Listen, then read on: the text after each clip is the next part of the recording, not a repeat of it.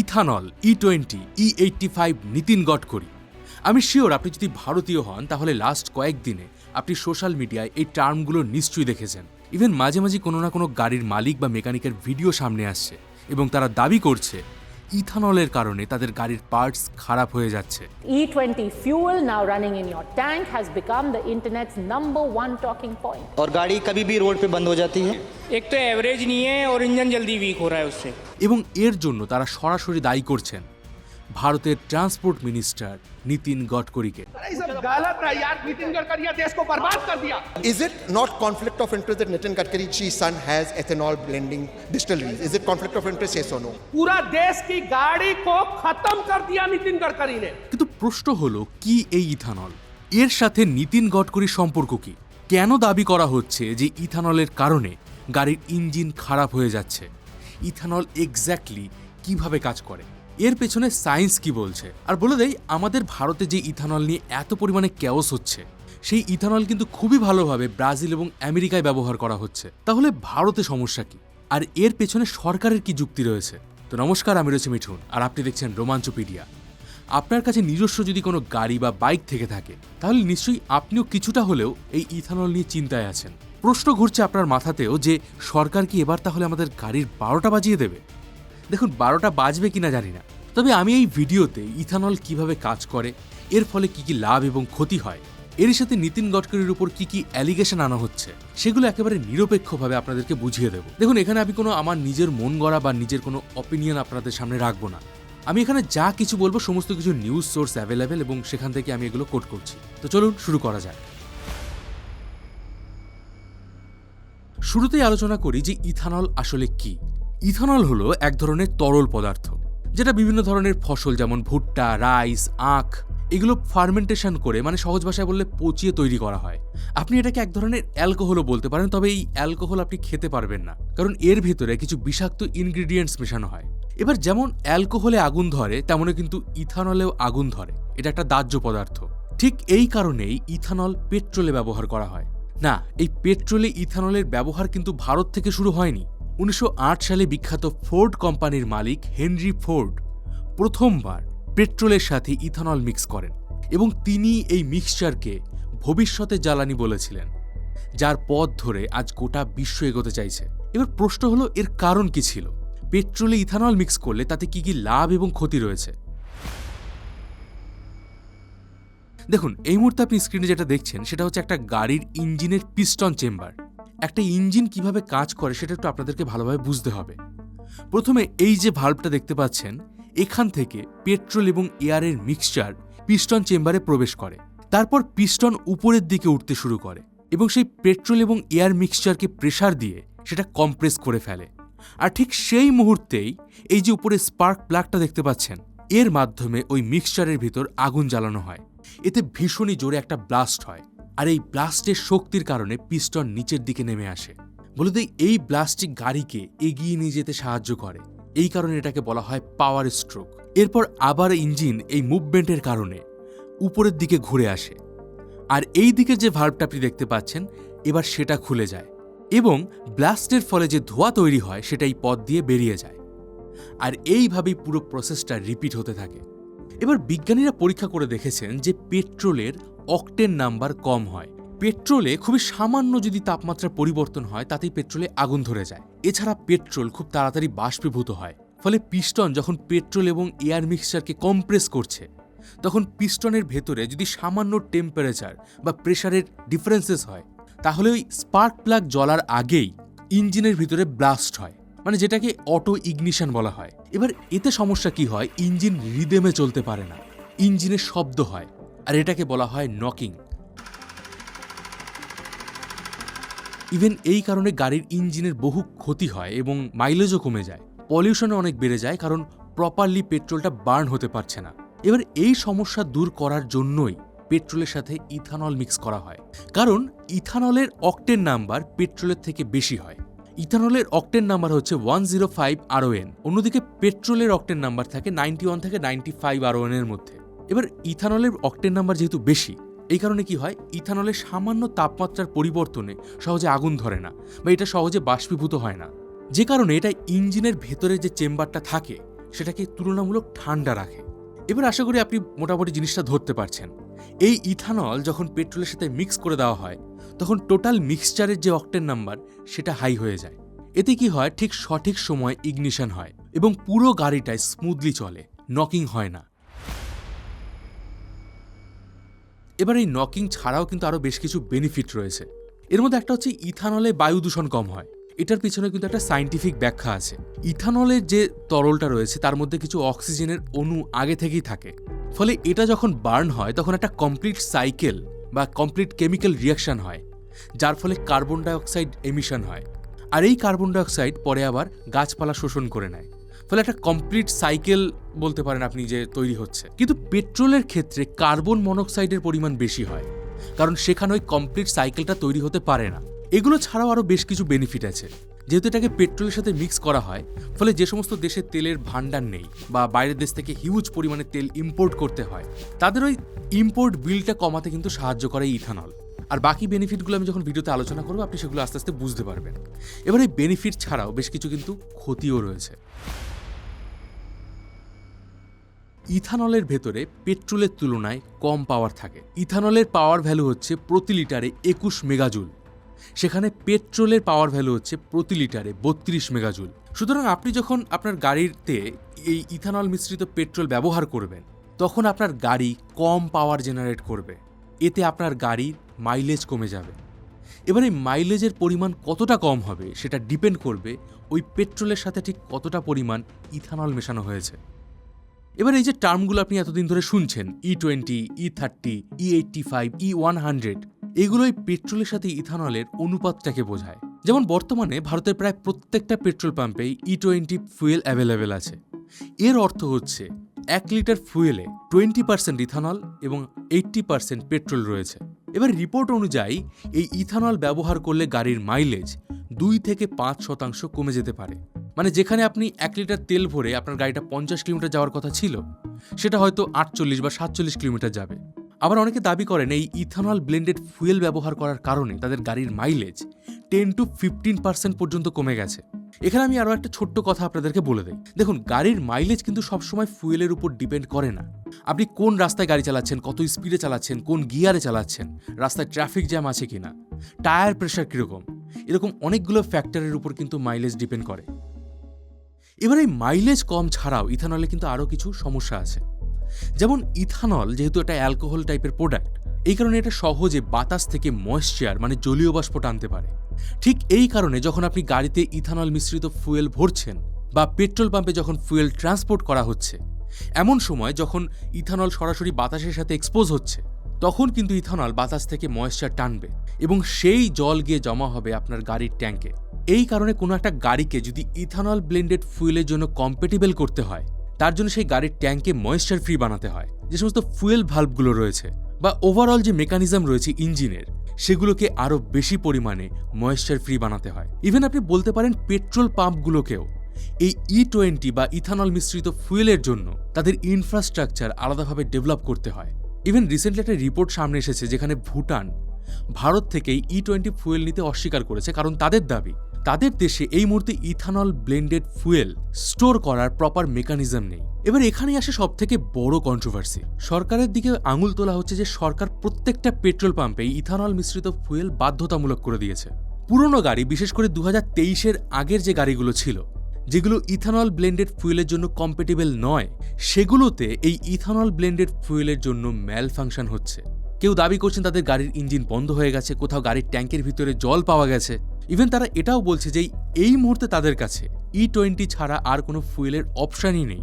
আর এখন কিন্তু এই ডিসকাশন শুধুমাত্র E20 পর্যন্ত সীমাবদ্ধ নেই, সরকার E30 এবং E85 চালু করারও কথা বলছে।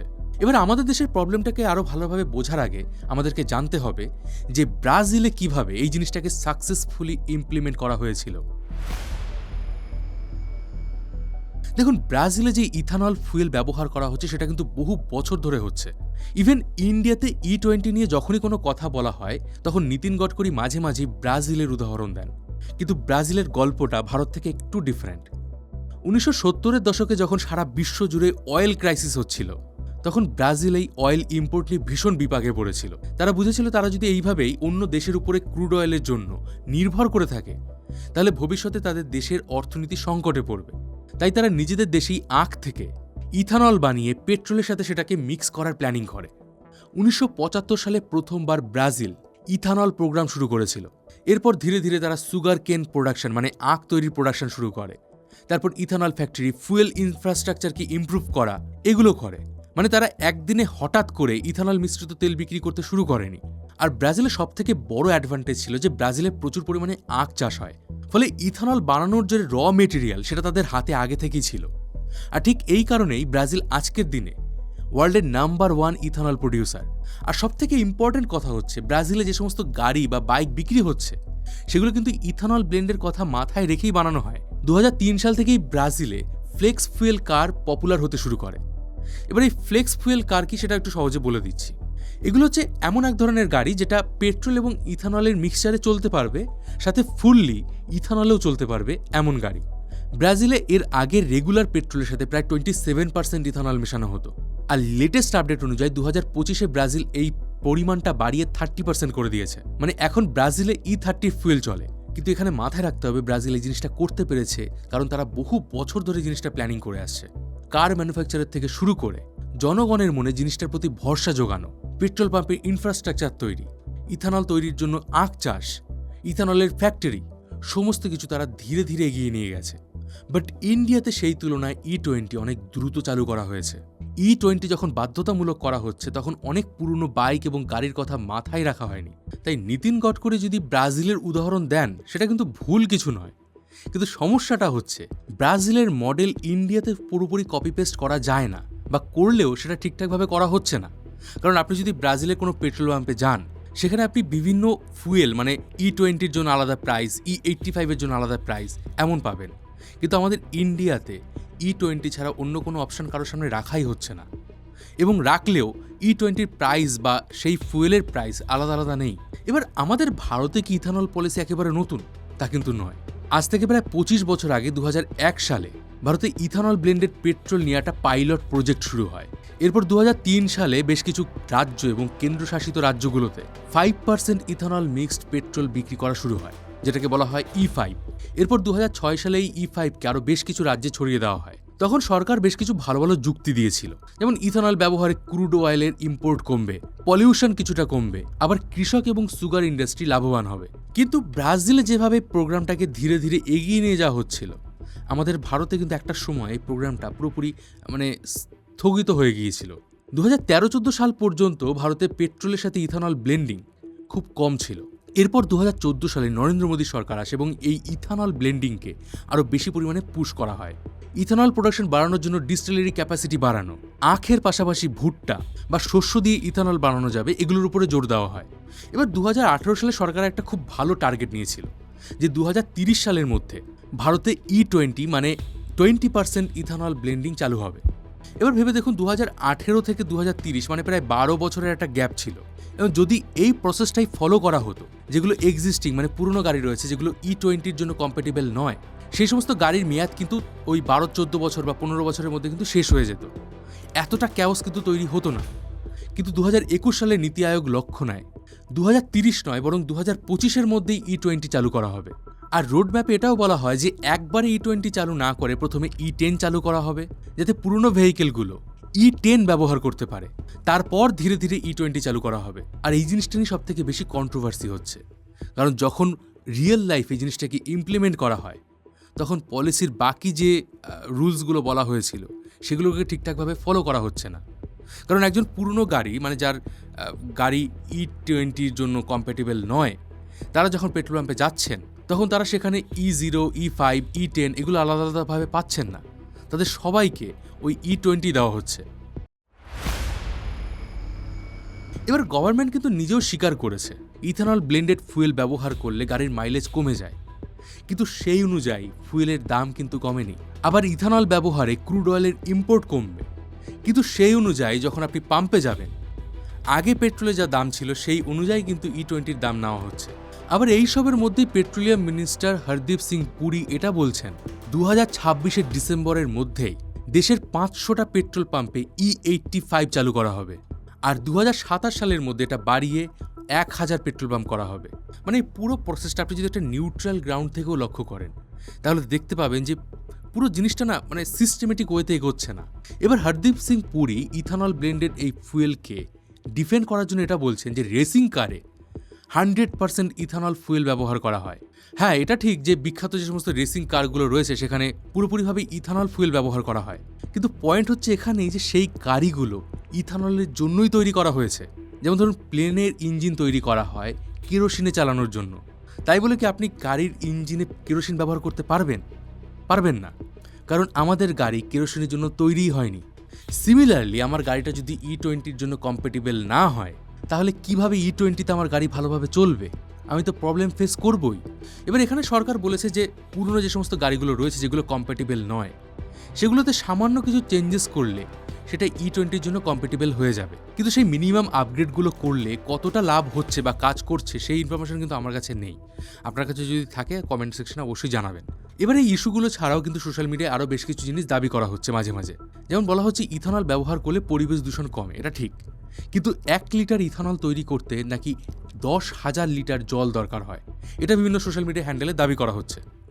এবার সরকার বলছে যে না, 10,000 লিটার নয়, ইথানল তৈরি করতে দরকার হয় 2 থেকে 5 লিটার জল। কিন্তু এখানে বুঝতে হবে এই যে সরকার যেটা বলছে যে 2 থেকে 5 লিটার জল দরকার হয় 1 লিটার ইথানল তৈরি করতে, সেটা মূলত তারা কিন্তু ফ্যাক্টরির কনজামশনটা বলছেন। কিন্তু এই ইথানল তৈরির পেছনে যে চাষাবাদ করতে হচ্ছে, যে আখ ভুট্টা চাষ করতে হচ্ছে, সেই ওয়াটার ফুটপ্রিন্ট কিন্তু অনেকটাই বেশি। সাথে কিছু কিছু এক্সপার্ট এটাও বলছেন যে ইথানলের প্রোডাকশন যেভাবে বাড়ছে, ইথানলের ব্লেন্ডিং যেভাবে বাড়ছে, তাতে এমন তো হবে না যে ভবিষ্যতে চাষিরা অন্যান্য খাদ্যশস্য বাদ দিয়ে সবাই আখ আর ভুট্টা চাষ করতে শুরু করে দিলেন। সেক্ষেত্রে তো সারা দেশ জুড়ে খাদ্য সংকট দেখা দিতে পারে। এখানেও সরকার তাদের ক্ল্যারিফিকেশন দিয়েছে। সরকার বলছে যে দেশের যে এমার্জেন্সি ফুড স্টক সেটা পূর্ণ করার পর যে অতিরিক্ত ফসল রয়েছে সেটাই ইথানলের জন্য ব্যবহার করা হচ্ছে। ইভেন রিসেন্টলি সরকারের পাশাপাশি বেশ কয়েকটা গাড়ির কোম্পানিও একটা মিটিং করে এবং সেখানে তারা জানায় যে তাদের গাড়িগুলো ইথানল বা E20-র জন্য কম্প্যাটিবল। এবারে ইথানল নিয়ে মাঝে কিছু ইন্স্যুরেন্সের সমস্যাও সামনে এসেছিল, যেখানে বলা হচ্ছিল যে ইথানল ব্যবহার করে গাড়িতে যদি কোনো সমস্যা হয় সেটা ইন্স্যুরেন্স কোম্পানি কভার করছে না। এবার সরকার এটাকে অ্যাড্রেস করেছে এবং বলেছে এটা সম্পূর্ণ ভুল এবং ইন্স্যুরেন্স কোম্পানি ঠিকঠাকভাবেই কাজ করছে। অথচ 8ই আগস্ট 2025-এ ইন্স্যুরেন্স সংস্থা অ্যাকো তাদের একটা টুইটার পোস্টে জানায় ভুল ফুয়েল ইউজ করে গাড়ির ইঞ্জিনে যদি কোনো ক্ষতি হয় তাহলে সেক্ষেত্রে কোনো ইন্স্যুরেন্স কভার পাওয়া যাবে না। কিন্তু কিছুক্ষণের মধ্যেই এই পোস্টটা করার পরে পোস্টটা ডিলিট হয়ে যায় এবং তারই কিছুক্ষণ পরে অ্যাকো থেকে আর একটা টুইট করা হয় যেখানে ভারতবাসীকে ধন্যবাদ জানানো হয় E20-র জন্য। এবারে পুরো E20 বা ইথানলের সাথে নীতিন গডকরির নাম বারবার করে সামনে আসছে। সেখানে আমি মেইন পয়েন্টগুলো তুলে ধরছি এবং এখানেও বলে দিই এই সোর্সগুলো, এই যে সমস্ত তথ্যগুলো আমি দিচ্ছি সেগুলো কিন্তু সমস্ত নিউজ আর্টিকেল থেকে কালেক্ট করা। ভারতে যে সমস্ত কোম্পানি একেবারে শুরু থেকে ইথানল প্রোডাকশনের কাজ করছিল তাদের মধ্যে একটা কোম্পানি হলো পূর্তি group of industries. Times of ইন্ডিয়ার রিপোর্ট অনুযায়ী নীতিন গডকরি মানাস অ্যাগ্রো ইন্ডাস্ট্রি তৈরি করেছিলেন, পরে সেটা পূর্তি গ্রুপের সাথে মার্জ হয়ে যায়। ভারতের ক্যাবিনেট মিনিস্টার হওয়ার বহু আগে থেকেই নীতিন গডকরি এই ইথানলের পক্ষে ছিলেন এবং তিনি রীতিমতো কথা বলতেন এটা নিয়ে। স্ক্রলের রিপোর্ট অনুযায়ী 2013 সালের ডিসেম্বরে মহারাষ্ট্রে নাগপুরে একটা মিটিং করেছিল যেখানে ডিসাইড হয়েছিল যে E20 ফুয়েলকে বাধ্যতামূলক করার জন্য সরকারকে চাপ দেওয়া হবে, আর এই মিটিংয়ের প্রধান অর্গানাইজার ছিলেন নীতিন গডকরি। এরপর তিনি যখন ক্যাবিনেট মিনিস্টার হন 2014 সালের পরে, তখন পূর্তি গ্রুপ থেকে মানাস অ্যাগ্রো এবং সিয়ান অ্যাগ্রো নামে দুটো আলাদা কোম্পানি তৈরি করা হয়, যাদের মালিকানা রয়েছে নীতিন গডকরির 2 ছেলে সারাং গডকরি এবং নিখিল গডকরির কাছে। তবে এই একই রিপোর্টে এটাও বলা হয়েছে যে নীতিন গডকরি কিন্তু এই পুরো কোম্পানির কোনো অপারেশনের সাথে যুক্ত নন। এই পূর্তি পাওয়ার অ্যান্ড সুগার গ্রুপ ইথানলের একটা আর্লি ম্যানুফ্যাকচারার ছিল।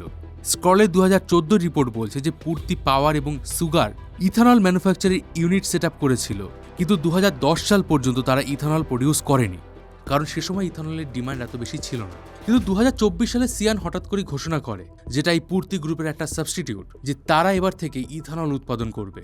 আর এর পরেই রাতারাতি 1 বছরের মধ্যেই এই পুরো কোম্পানির চেহারা বদলে যায়। 2024 সালের জুন মাসে যেখানে সিয়ানের মোট অ্যানুয়াল টার্নওভার ছিল মাত্র 18 কোটি টাকা, সেটা 1 বছরের মধ্যে পৌঁছে যায় 538 কোটি টাকায়। আর এইসব দেখে 2025 সালে কংগ্রেসের নেতা পবন খেরা দাবি করেন নীতিন গডকরি তার নিজের ফ্যামিলিকে সুবিধা দেওয়ার জন্য তাড়াহুড়ো করে এই E20 পলিসি চালু করেছেন। আর যখন নীতিন গডকরিকে সরাসরি এই বিষয়ে কোনো প্রশ্ন করা হয়, তিনি সরাসরি কোনো ব্যক্তিকে দেশদ্রোহী বা বলে দেন যে তার বিরুদ্ধে কোনো একটা ষড়যন্ত্র চলছে, তার বিরুদ্ধে একটা পেইড ক্যাম্পেইন চালানো হচ্ছে। कट द वाटर सप्लाई ये by जो 5%। आर्गुमेंट करने वाले लोग हैं ना, हाँ ये सबसे देश में एंटी नेशनल है। এবার দেখুন, সবশেষে একটাই কথা বলবো, ইথানল ব্লেন্ডিং কিন্তু খারাপ কিছু নয়, বরং এটাকে যদি প্রপারলি ইমপ্লিমেন্ট করা যায় তাহলে ভারতের অর্থনীতি, কৃষকদের ইনকাম, ভারতের এনার্জি সিকিউরিটির জন্য একটা বড় অ্যাডভান্টেজ হতে পারে। কিন্তু যেভাবে তাড়াহুড়ো করে হঠাৎ করে ডিসিশন চেঞ্জ করে নেওয়া হচ্ছে, এতে কার ওনাররা কনফিউজ হয়ে যাচ্ছেন। ইভেন এখন তো এটাও বলা হচ্ছে পেট্রোলের মতো ডিজেলেও আইসোবিউটানল মেশানো হবে। এবার সেটা নিয়ে একটা আলাদা ডেডিকেটেড ভিডিও করা যায়, এবং কারণ সেই পুরো মেকানিজমটা ডিফারেন্ট। তো আপনারা যদি ভিডিও চান আমাকে কমেন্ট সেকশনে জানাবেন। তো মধ্য কথা হচ্ছে, যেখানে প্রথমে 2030 সালে টার্গেট নেওয়া হচ্ছিল সেটাকে টেনে নিয়ে আসা হলো 2025-এ। এমনিতেই সবাই এখন E20 নিয়ে কনফিউজ, তার মধ্যে আবার E30, E85 এর কথা বলা হচ্ছে। প্রশ্ন হচ্ছে, সেই স্পিডে কি গাড়ির কোম্পানিগুলো তাদের ইঞ্জিনে বা তাদের গাড়িতে চেঞ্জেস করতে পারছে? আর দ্বিতীয় হলো, প্রত্যেকটা পাম্পে আপনি ইথানল ব্লেন্ডেড ফুয়েল রাখুন, কোনো সমস্যা নেই, কিন্তু কাস্টমারদের কাছে যেন মাল্টিপল অপশন থাকে, এবং ইথানল ব্লেন্ডেড যত বাড়বে ফুয়েলের প্রাইসও যেন তত কমে, যাতে কাস্টমার ফুয়েলের প্রাইস এবং সম্ভাব্য মাইলেজ অনুযায়ী ফুয়েল চুজ করতে পারেন। আর ইন্স্যুরেন্স কোম্পানিগুলো থেকেও যেন প্রপার ক্লারিফিকেশন আসে যে তারা E20 বা ইথানল মিশ্রিত ফুয়েলের জন্য যদি কোনো গাড়িতে সমস্যা হয় সেটা যেন প্রপারলি অ্যাড্রেস করে।